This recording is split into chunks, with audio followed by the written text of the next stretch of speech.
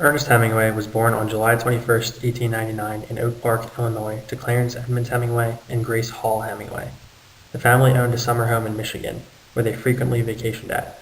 It was at this summer home that Ernest discovered his love for the outdoors and sportsmanship.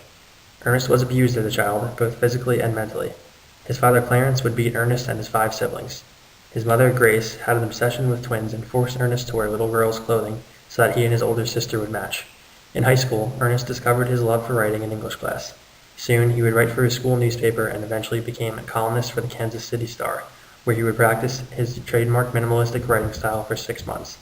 At the age of 18, Ernest enlisted in the U.S. military as an ambulance driver on the Italian front in World War I. On his first day in Italy, he witnessed a horrific rescue mission. After being severely wounded in the knee and rejected romantically by his nurse, whom he had fallen in love with, Ernest returned home in 1919.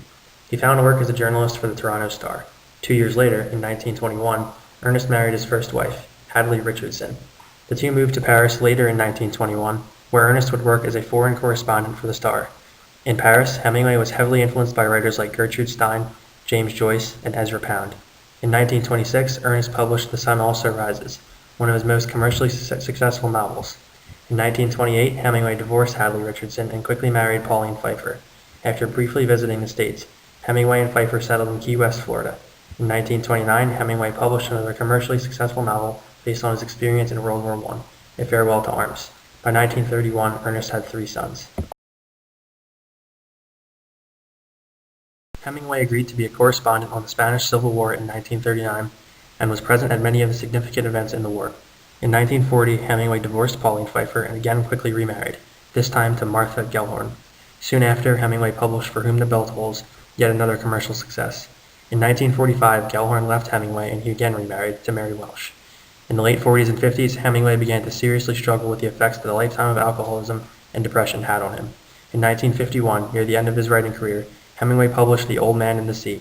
He was awarded the Pulitzer Prize for Literature in 1953 in recognition of The Old Man and the Sea, and received the Nobel Prize for Literature in 1954. In the late 50s, crippled by mental illness and health problems, Hemingway lost much of his creativity. In 1961, after 3 attempts, Hemingway successfully committed suicide after a lifelong battle with alcoholism and its effects and mental illness.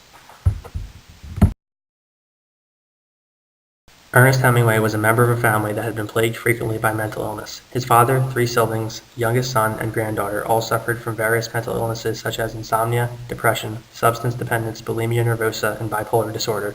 All 6 of these direct relatives committed suicide. When Ernest Hemingway was informed of his father's suicide, he predicted his own suicide with his response that he would probably go the same way.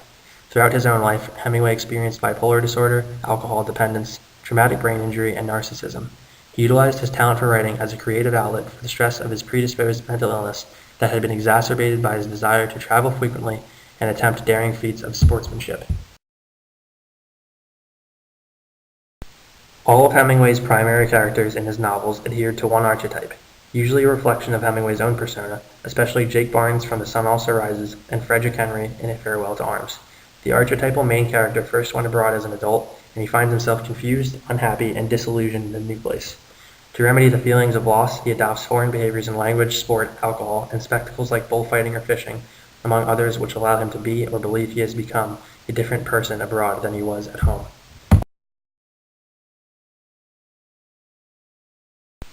Jake Barnes, the main character of The Sun Also Rises, was an American veteran of World War I living in Paris as a writer.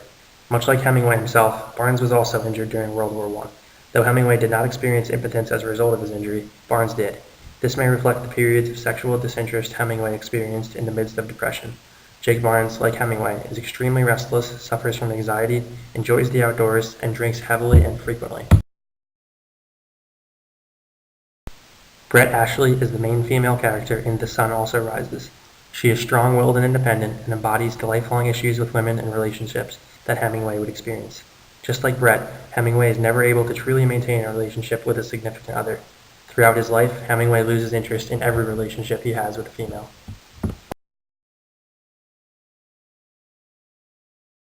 Frederick Henry is the main character of A Farewell to Arms. He is an American ambulance driver in World War I, just as Hemingway was. He was also severely wounded in combat.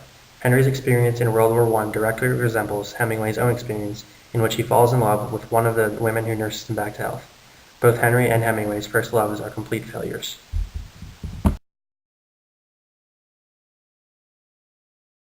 In all of his novels, Hemingway creates a male main character that in some significant way embodies his own migrant experience. In this way, the multiplicity of perspectives that Hemingway has gained from his frequent migrations enables him to find a creative outlet as well as extreme success in writing.